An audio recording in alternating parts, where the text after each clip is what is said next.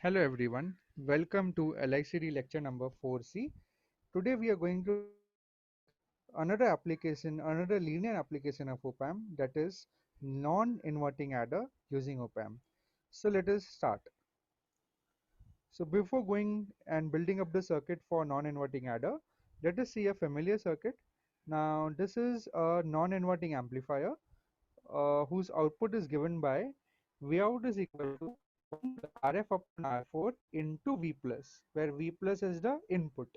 So now let us start building on this circuit. So the starting point of this non-inverting adder is you make a non-inverting amplifier. So now let us consider that we have to give three inputs. So let me add the resistors over here. First one, this is the second, and we have the third over here. Okay. Okay, so let us now define the inputs. So my various inputs will be, this is V1, this will be V2, and this will be V3. And the resistors we can mark it as R1, R2, and R3. Okay, so this circuit becomes my non-inverting adder. Now let us investigate further to prove our claim. Okay, so let me just mark some more things in the circuitry and then we can start. Okay, let us consider that the current flowing through resistor R1 is I1, the current flowing through resistor R2 is I2, and the current flowing through resistor I3 is R3 is I3. Sorry, yeah.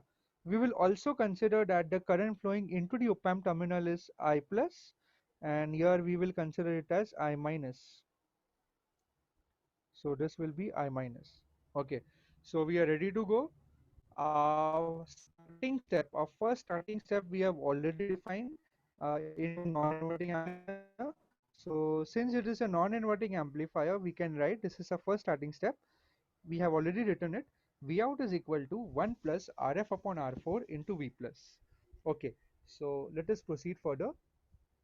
So what we will do next is we will apply KCL at node V plus.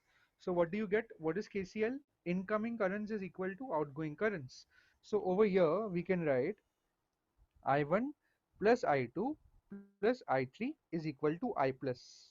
So let us start writing it. So the second step says apply KCL at node V plus. So we get I1 plus I2 plus I3 is equal to I plus. Okay, that's complete a second step. Now we know that for our op-amp the input impedance is pretty high. For a practical op-amp it is in mega ohms, and for ideal op-amp it's infinite. That's why we consider the current flowing into the op-amp terminals almost negligible. So here we can say that I plus, that is the current flowing into the non-inverting terminal of op-amp, is approximately equal to 0. So we'll write that down over here. So third step is we consider I plus is approximately equal to 0. And what is the reason for that? The reason is pretty straightforward. Since input impedance,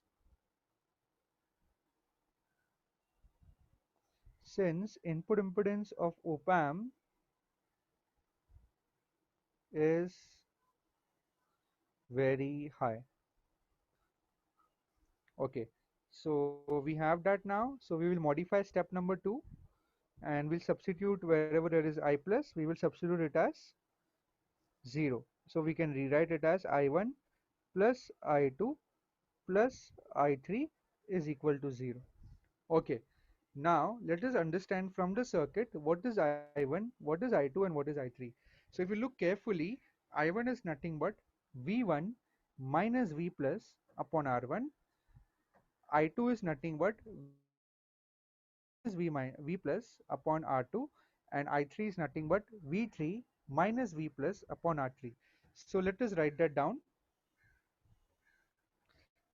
So that is our step number 5. Okay, so I1 is V1 minus V plus upon R1. I2 is V2 minus V plus upon R2, and I3 is V3 minus V plus, oh sorry, V3 minus V plus upon R3. Okay, in the next step, we will assume something. We will consider that the resistors R1, R2, and R3 are equal. So this will simplify our analysis. So we consider R1 equal to R2 equal to R3 is equal to R. So the step number 5 will be simplified further. So we can write it as step number 7. So what we can write? V1 minus V plus upon R plus V2 minus V plus upon R plus V3 minus V plus upon R is equal to 0. So if we further simplify this, if we take V plus on that side, R we can take it common. So we can write it as V1 plus V2 plus V3 is equal to 3 times V plus. So now we can easily write V plus as follows. So V plus is nothing but V1 plus V2 plus V3 divided by 3. So we'll put this expression inside the box, and that is the result of step number 7. So now remember that in step number 1 we have written V out is equal to 1 plus Rf upon R4 into V plus. So we can take this advantage of the step number 1, and instead of V plus we can replace step number 7. So we will do that next. So we have to write our next step with black. Okay, so V out is equal to 1 plus Rf upon R4 into, we will write V plus from step number 7, that is V1 plus V2 plus V3 upon 3.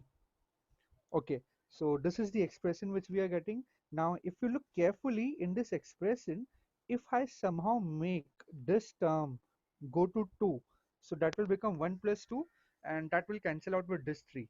And then our result will be, V out will be equal to V1 plus V2 plus V3.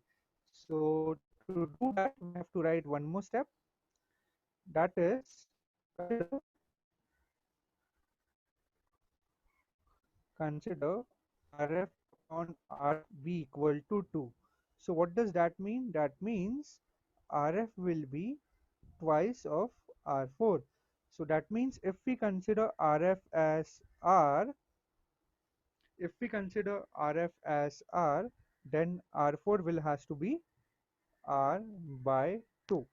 So that is very much straightforward now. Okay, so that's how we will define it, and after doing it we can write the expression as follows. So we can write now V out is equal to, oh sorry, so here it becomes V out is equal to 1 plus 2 times V1 plus V2 plus V3 divided by 3. Okay, and hence the final form will become look like V out is equal to V1 plus V2 plus V3. So this is the result which we were looking for, and this is the final form. From this expression, it is evident that the circuit which we have designed earlier is indeed working as a non-inverting adder. So you can write, that is, from the above expression, it is clear that the circuit behaves as an non why the name non-inverting, because there is no negative sign and the inputs are applied to the non-inverting terminal. Circuit behaves as non-inverting adder, or we can call it as a summer. So that completes our derivation, and we have achieved our goal, and we have proven theoretically that V out is equal to is the addition of three input voltages. V1, V2 and V3 were the three input voltages, and I think that's the end of today's topic. So we have started with this circuit, and we have claimed at the end that indeed the output is the non-inverting sum of the three inputs, that is V out is equal to V1 plus V2 plus V3. So that's all for today's topic. Next time we'll see another topic, another linear application of op amp. So until then, have a good day.